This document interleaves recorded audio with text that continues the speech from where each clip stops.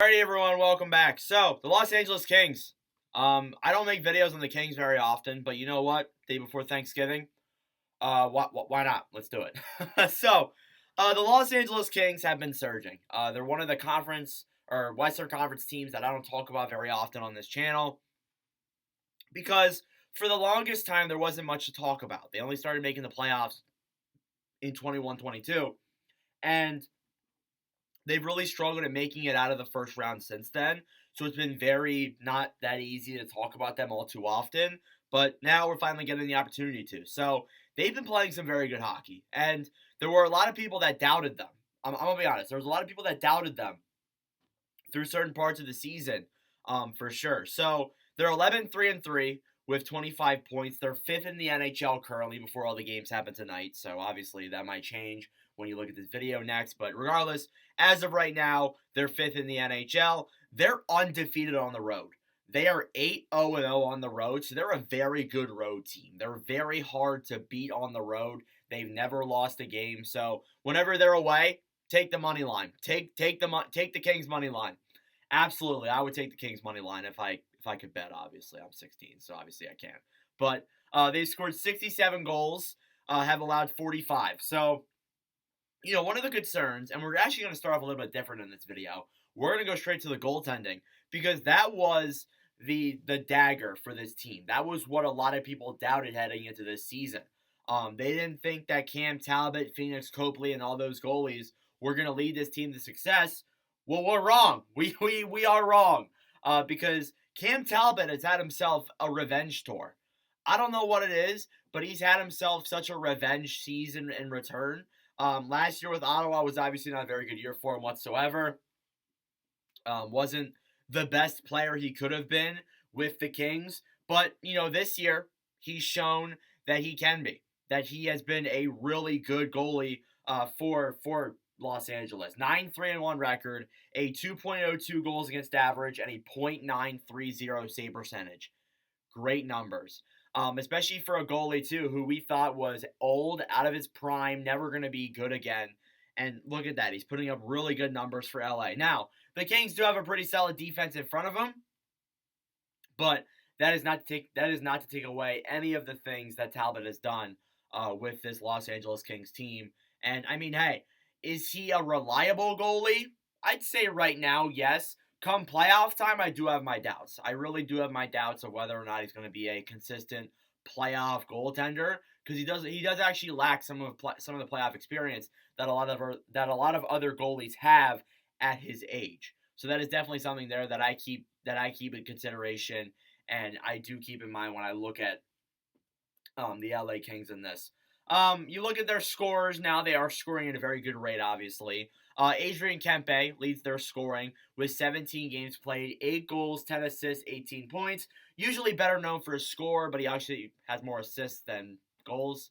Not much more, but still, he's a really solid player, very underrated. He does not get enough credit for the things he does with LA, and I hope to show him some more recognition this coming year because he really does deserve it.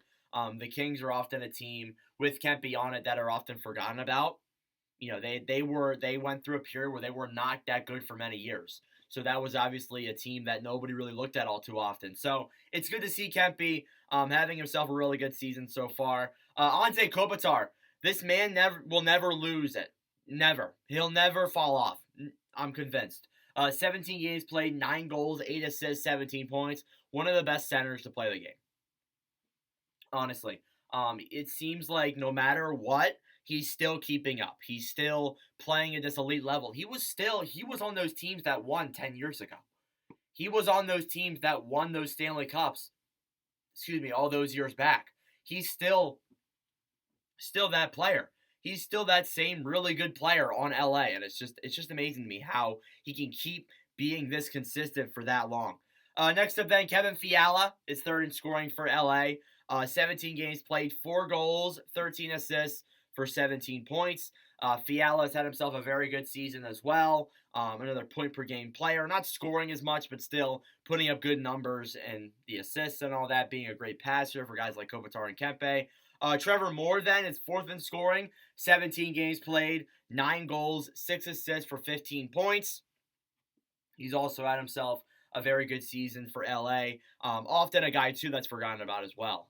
Very underrated player. Often forgot about, again, on LA. There's a lot of players on LA that you would often forget about. Not going to lie. And then finally, Quentin Byfield. Byfield taking a big advantage. He's had himself a really good year so far. And hey, maybe the scoring isn't there. 17 games played, 3 goals, 12 assists, 15 points. But, the way he's playing, I feel like he's playing much better. And I feel like he's finally somewhat found his game. And that's definitely good to see there from a guy like Byfield. I'm definitely very thankful to have seen him be playing this well with the Kings for sure. Other guys that are worth mentioning, in my opinion, you got Pierre-Luc Dubois. Dubois' been okay, 9 points in 17 games played. It's nothing special, but it's not bad either. I would like to see a little bit more offense out of him, of course. Obviously they gave up a lot to get him, which is a result of their center depth being really deep. But Dubois, I would like to see more out of him, just being honest. Then you got Vladislav Gavrikov playing very well on that blue line for LA. Drew Doughty as well, playing good too. And then finally, Alexis Lafreniere, having himself not that bad of a start to the season. Only 4 points in 17 games played, but hey, he's done things that have kept him in the lineup for all this time. So definitely he's a player that I'm excited to see, and hopefully he can break this points drought that he's kind of been on for the past few games with the LA Kings. Their upcoming games, or aka the rest of November for them, they play Anaheim on Friday, then they play Montreal, and then they finish off with Washington to wrap out the end of November. So yeah, this team's in a good spot. They've only lost 3 times in regulation. They're in a very good place right now if you're the LA Kings. So yeah, look at our thoughts on them low in LA. I know I don't talk about them all too often, and I do apologize for that. There are 32 teams in the NHL, so I talk about a lot more than others. But regardless, thank you all for watching. If you enjoyed, make sure to leave a like and subscribe down below. I really appreciate it. But anyways, thank you all very much for watching, and I'll see you guys in the next video. Adios.